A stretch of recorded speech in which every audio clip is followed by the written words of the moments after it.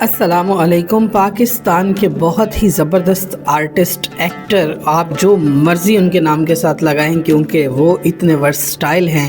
Theatre کیا تو theatre میں زبردست چھا گئے، ٹی وی کیا تو ٹی وی میں ان کا نام ہے، اور اگر فلموں میں گئے تو نہ صرف پاکستان بلکہ انڈیا کے ساتھ مل کر پاکستان کی جو کولیبریشن موویز بن رہی ہیں ان میں چھائے رہے۔ میں بات کر رہا ہوں افتخار ٹھاکر صاحب کی۔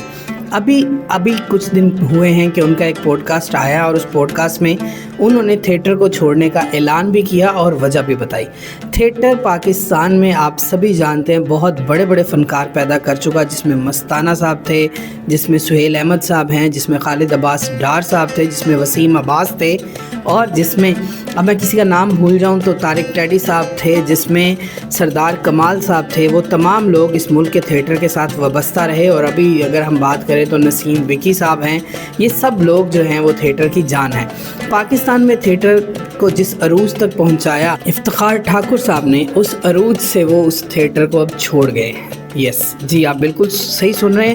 ابھی ایک پروگرام میں انہوں نے بتایا کہ انہوں نے تھیٹر سے بالکل کنارہ کشی اختیار کر لیا، اور اس کی جو وجہ ہے وہ بڑی ہی مزیدار اور حیران کر دینے والی ہے۔ اور وہ وجہ کیا ہے کہ انہوں نے بتایا کہ جو بچیاں مجھے ملتی ہیں، جو میری فینز ہیں، جو میری بیٹیوں کی طرح ہیں، وہ مجھے کہتی ہیں کہ افتخار صاحب، ہم آپ کی وجہ سے تھیٹر کا ڈرامہ جو ہے وہ لگا لیتے ہیں، لیکن اس میں ایسی گفتگو ہمیں سننی پڑتی ہے جس کی بنیاد پر پھر ہمیں شرمندگی ہوتی ہے، تو آپ ایسا کیوں کرتے ہیں؟ تو انہوں نے کہا کہ بیٹا آپ تھیٹر دیکھنا چھوڑ دیں۔ تو بچیوں نے اور بیٹیوں نے آگے سے کہا کہ پھر آپ کرنا ہی چھوڑ دیں ایسی بری چیز کو، جس پہ افتخار ٹھاکر صاحب نے کہا کہ بیٹیوں کی بات تو کوئی نہ ٹالتا جی۔ تو میں نے پھر بیٹیوں کی بات کو سن کر تھیٹر کو جو ہے وہ خیر آباد کہہ دیا۔ اب ہمیں یہ سوچنے کی بات ہے کہ اگر تھیٹر کو ہم ٹھیک نہیں کریں گے تو ہمارے ایسے فنکار آہستہ آہستہ تھیٹر سے کنارہ کشی اختیار کرتے جائیں گے، اور پھر ہمیں سوچنا ہوگا کہ کیا یہ ہم نقصان برداشت کر سکیں گے۔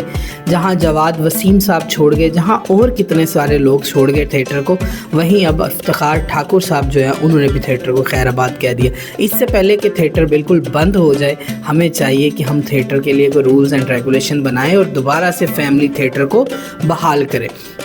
معین اختر صاحب نے ایک دفعہ نسیم وکی صاحب سے بات کی، تو نسیم وکی صاحب کو انہوں نے کہا کہ یار مجھے لگتا ہے کہ تھیٹر کو تم تھوڑا بہتر کر پاؤ گے۔ تو نسیم وکی صاحب نے ان سے کہا کہ میں آپ کو کیسے بتاؤں کہ جو ہماری تھیٹر میں موجود فنکار آئے ہیں، جو فیمیل فنکار ہیں، انہوں نے اپنے دوپٹے کپڑے سب کچھ اتار دیا ہے۔ تو آگے سے معین اختر صاحب نے کہا ہاں پاگل، ایسا نہیں ہوتا کہ سب ایک ہی دن میں اتر جاتا ہے، جس طرح ایک ایک کر کے یہ چیزیں اتری ہیں ویسے ایک ایک کر کے واپس پہنا بھی دو۔ تو ہماری بھی دعا ہے جی تھیٹر وہ تھیٹر بنے جو لوگوں کے لیے تفریح کا باعث ہو، نہ کہ عیاشی کا۔ اپنا خیال رکھیے گا، اللہ حافظ۔